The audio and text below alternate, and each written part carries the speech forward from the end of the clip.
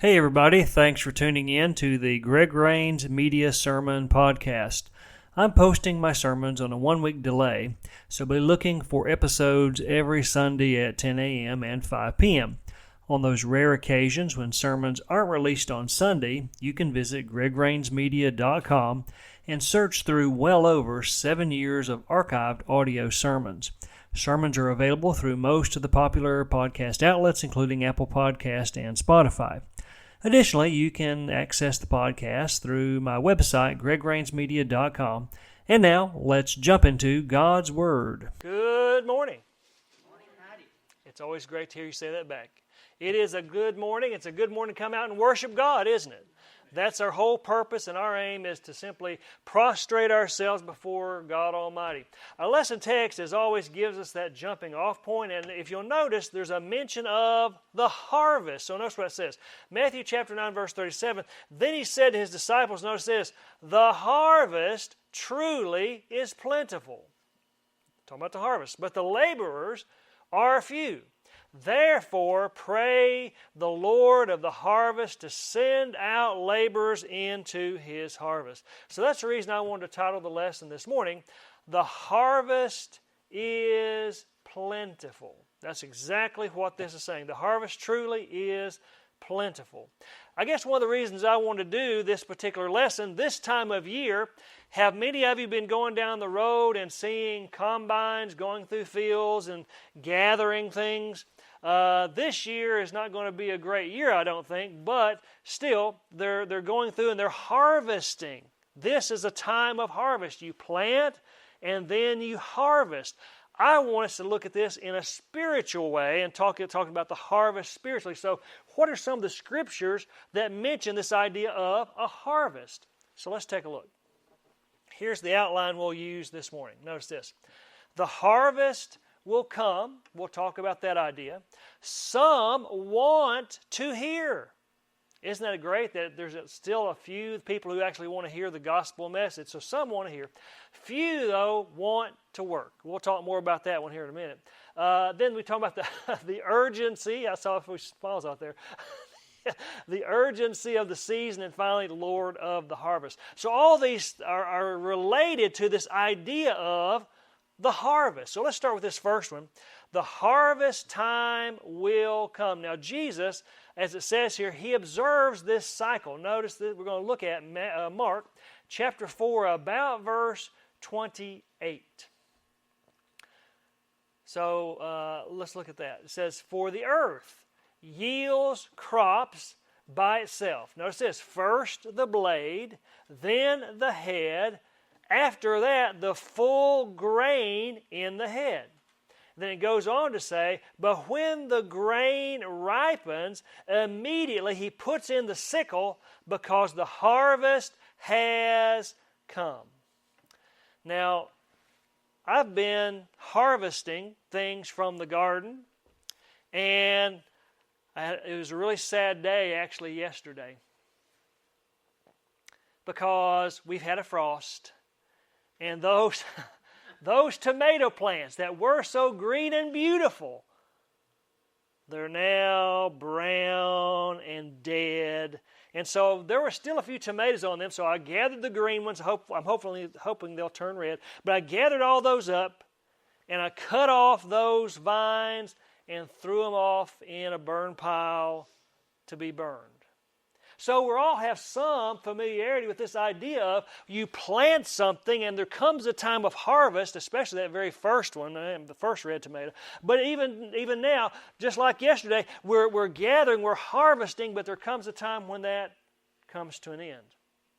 And Jesus, he observes that this cycle happens.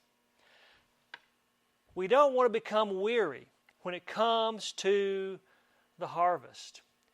And just to be honest, like I say, this particular year has not been good.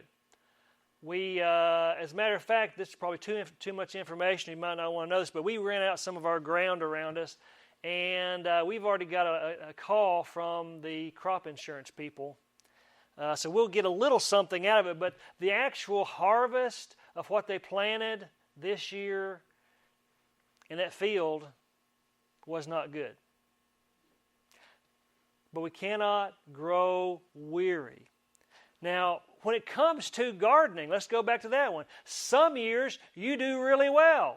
It's kind of funny, not only did I gather, it was just yesterday as a matter of fact, I gathered those green tomatoes, I tried my hand at sweet potatoes.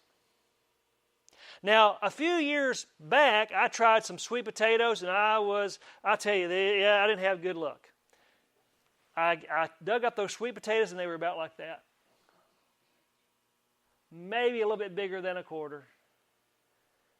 But I tried it again. My son-in-law likes sweet potatoes, and I said, well, I'm going to try it again. And so I bush hogged the place where they were at, got the potato plow out, and some of those potatoes, one was kind of a roundish one. It was almost the size of a dog's head. I mean, they were really big, and I'm surprised with all this drought that we've had. So I say all that to say, sometimes we plant and we don't have a lot of success. Sometimes we plant and we do, but we cannot grow weary when it comes to, is there an immediate harvest? Do we see something there? We cannot allow ourselves to be discouraged. Just like that one year where I had the sweet potatoes that were really small, I thought, you know what, I'm going to try it again. I was not discouraged by that, and I tried it again.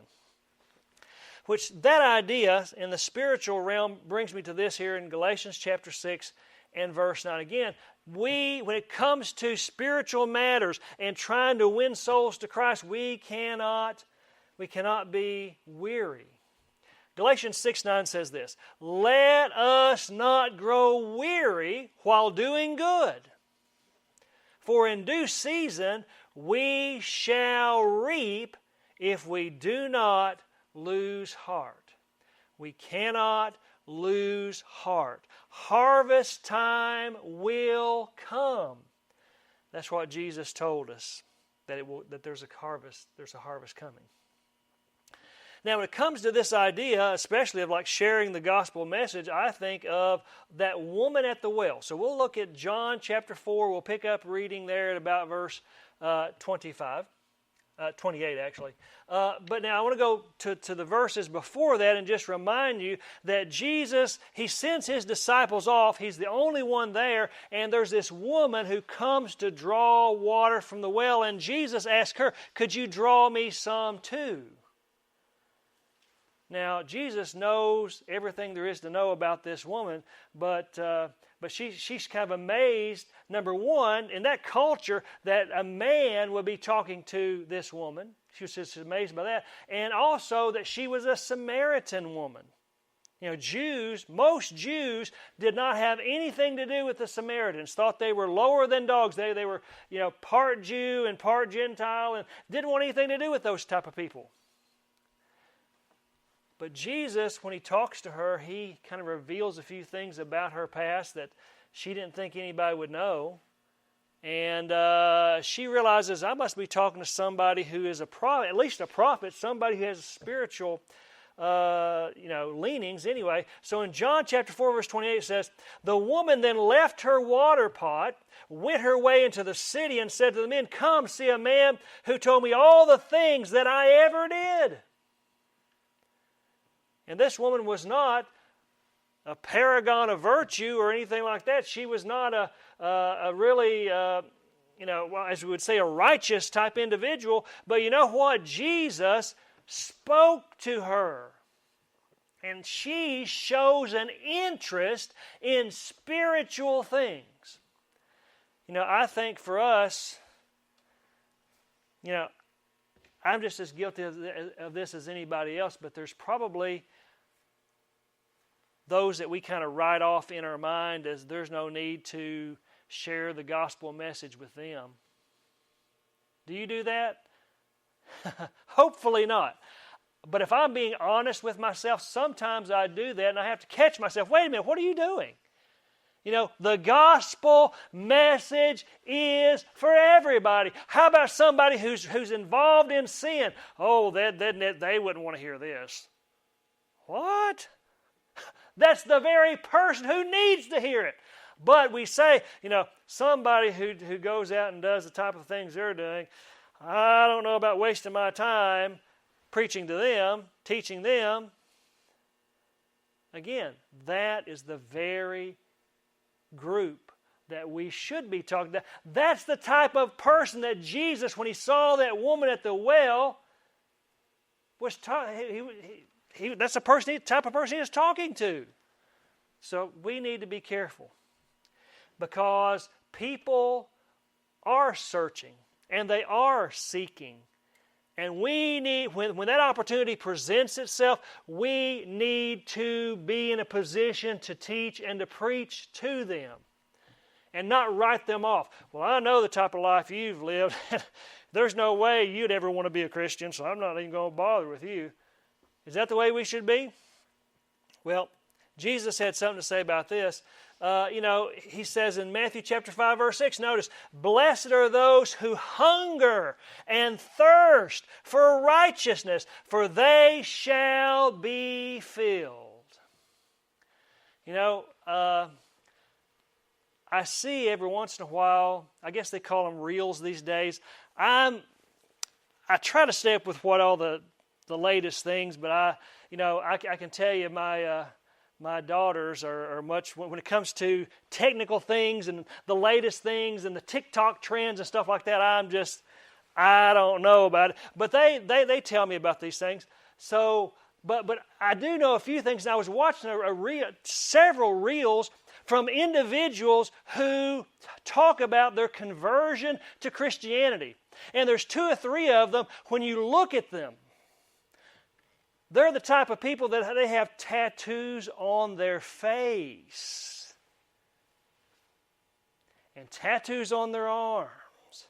And they dress in a certain way, and yet they're talking about how that they have come to a knowledge of Jesus Christ, and Jesus Christ changed them. There's one particular lady, as a matter of fact, she talks about how that she was a drug addict. And she was just heavily into drugs. And yet, in that state, someone shared the gospel with her, and she became a Christian. So I'm preaching this to you as well as myself. I wonder if it was left up to us to share the gospel with those kind of people, how many of us would kind of back off and say, well, I don't know. Surely would a drug addict be interested in going to church and being a Christian? Do we, preaching this to myself, do we write off people? All I know is Jesus is saying, look at the harvest. There are souls out there who need to hear this message. And are you and I sharing it with those people? Or are we just writing them off? Something to think about. But there's no doubt there are some people who will want to hear. The next thing, and when I said this, I think I got a few smiles out there from you. There's few that want to work. I've heard this from a restaurant out there close to where I live, where they used to be open in the evenings and not anymore. And that don't make sense to me. I mean, it looks like if you just open in the evenings, you could have more revenue. I mean, that kind of thing. And when someone asked them, well, why'd you stop opening Thursday, Friday, Saturday night? According to them, they said, we can't find people to work. Wow! They can't find anyone to staff their restaurant. I wonder if we need to be thinking about that too, true in the church. Are we interested and we want to work to bring souls into the kingdom? Or are we like those people who don't want to work? I wonder about that. We need to be like Isaiah. Notice what Isaiah says. This is in the book of Isaiah, chapter 6, verse 8. It says, also I heard the voice of the Lord. What does the voice of the Lord say? Whom shall I send, and who will go for us? What was the attitude of Isaiah? Then I said, here am I, send me. How many of us today have the attitude of Isaiah when it comes to teaching and preaching and sharing the good news of Jesus Christ? Or is it, that's somebody else's responsibility? I'm going to live the life of a Christian, but as far as taking it to other people, come on, that's not me. Really?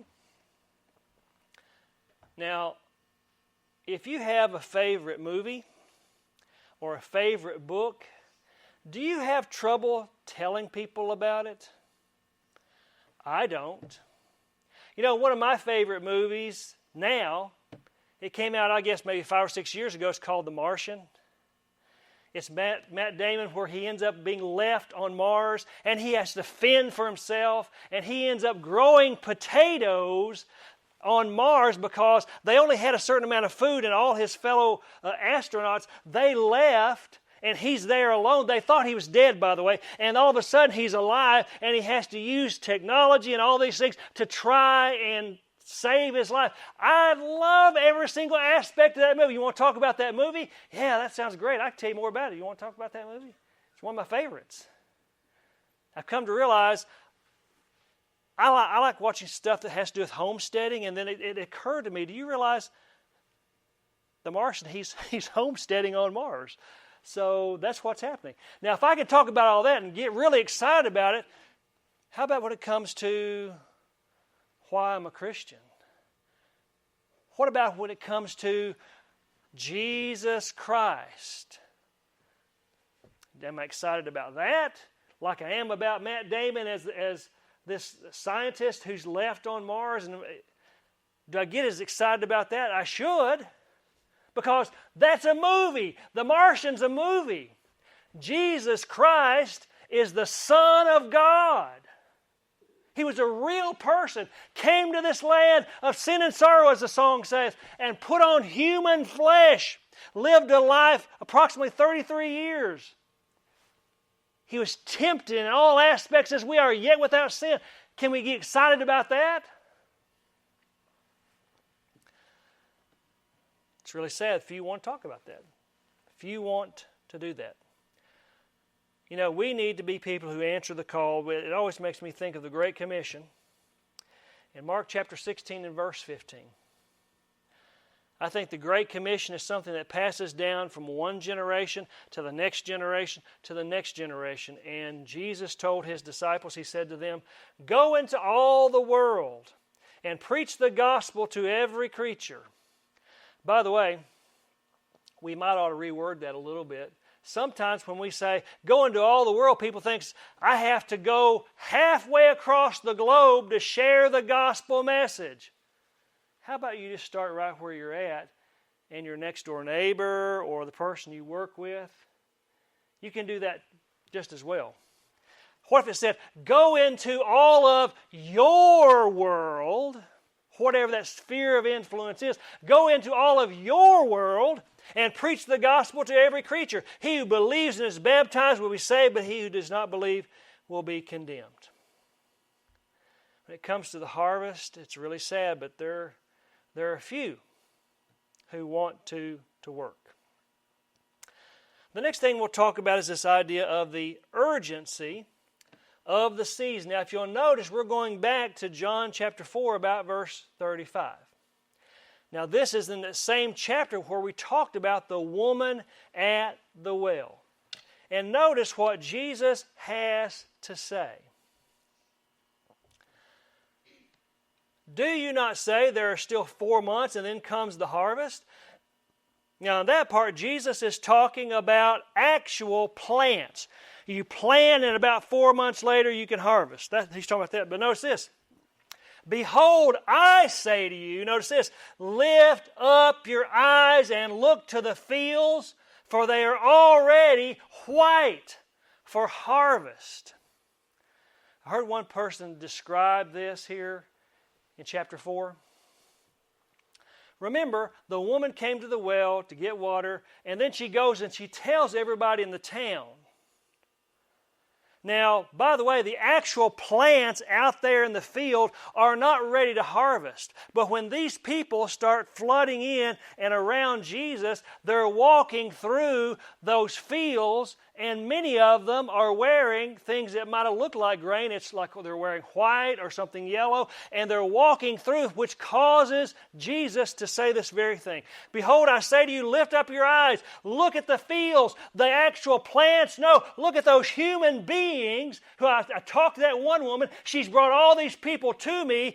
Look at the fields, for they are already white for harvest.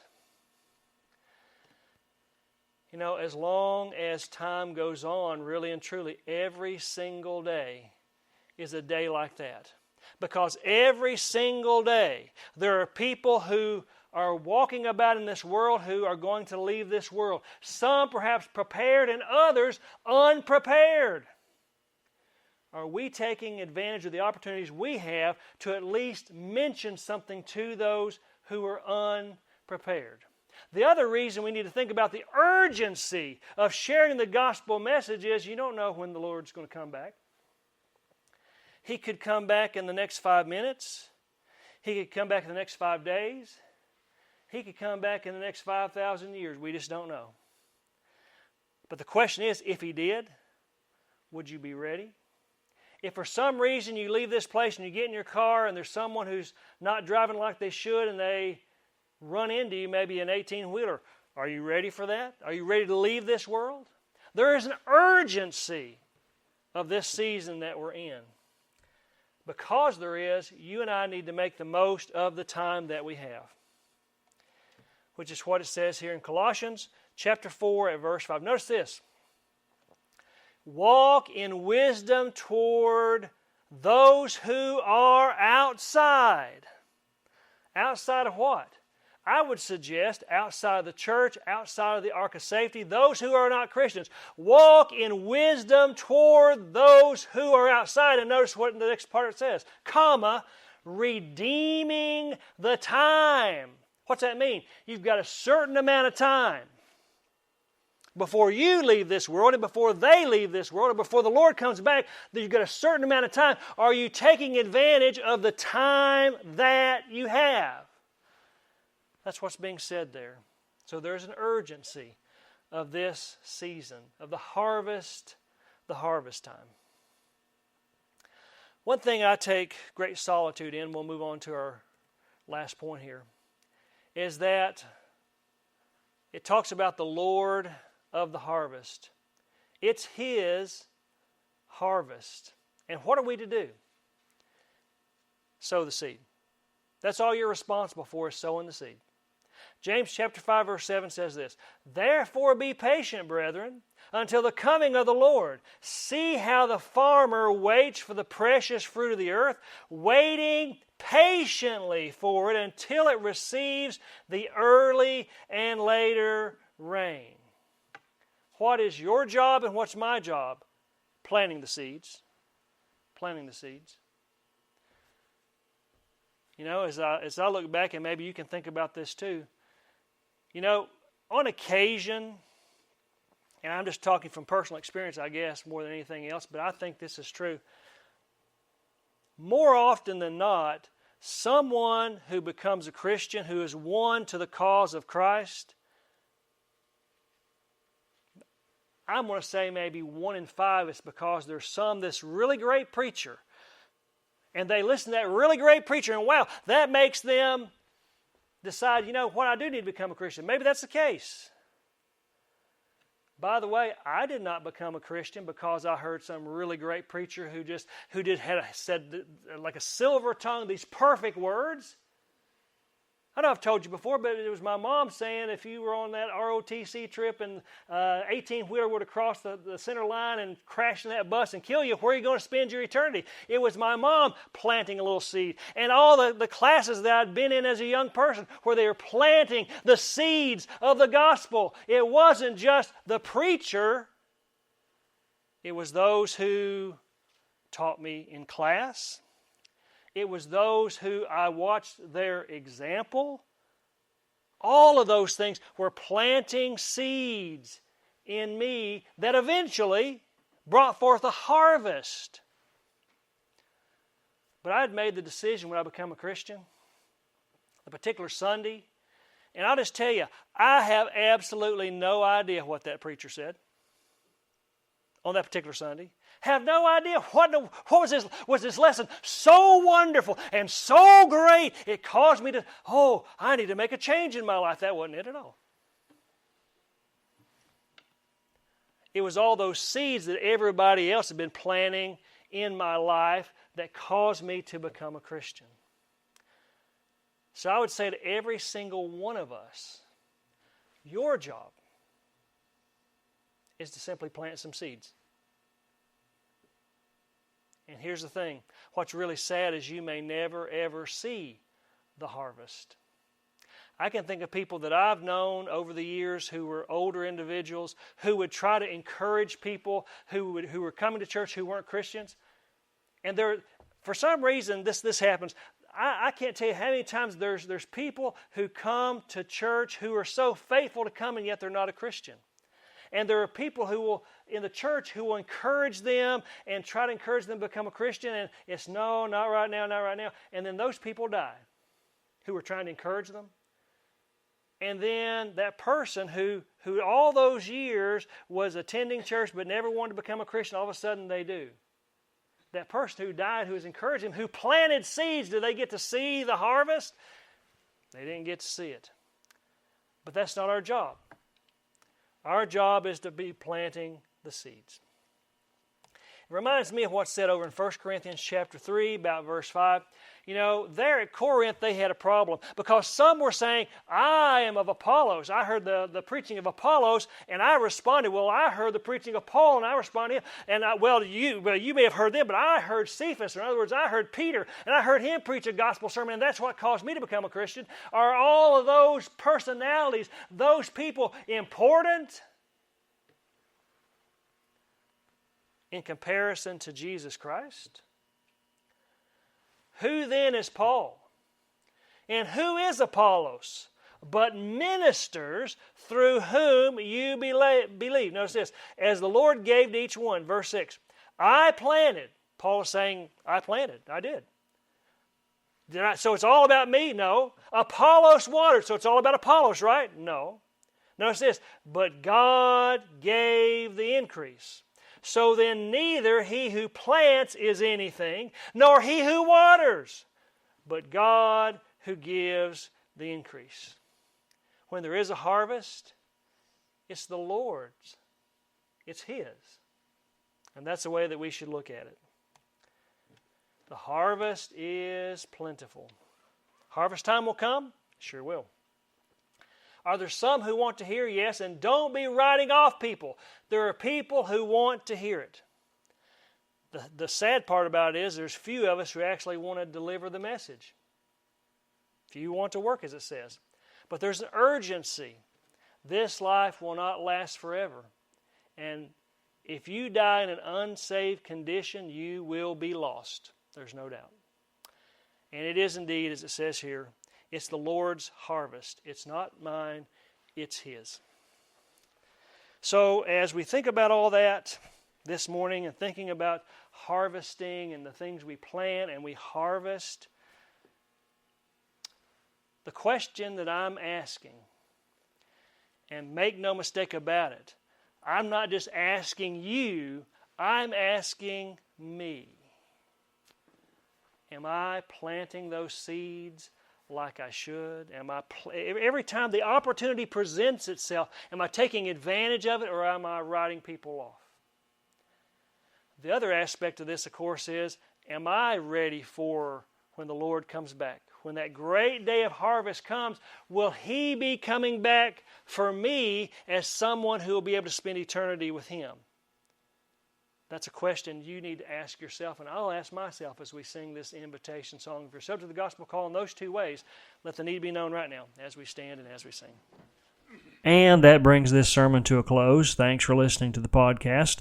If you enjoyed it, please like, share, and subscribe. Since I tailor the ending of the live sermon to those I see before me, I don't always mention the full plan of salvation. If you are not a New Testament Christian, just look at the examples of conversion in the book of Acts. On the day of Pentecost, those who heard the gospel message asked what they should do. They were told in Acts chapter 2, verse 38, to repent and be baptized. Also, the Ethiopian eunuch in Acts 8 said, "See, here's water. What hinders me from being baptized?" Philip said, "If you believe, you may." The eunuch said, "I believe Jesus Christ is the Son of God." They both went down into the water, and Philip baptized the man. If you are no longer a faithful Christian, you should come back to faithful service. The latter part of Revelation chapter 2, verse 10 says we must be faithful unto death to receive the crown of life. Thanks for listening, and we'll catch you next time.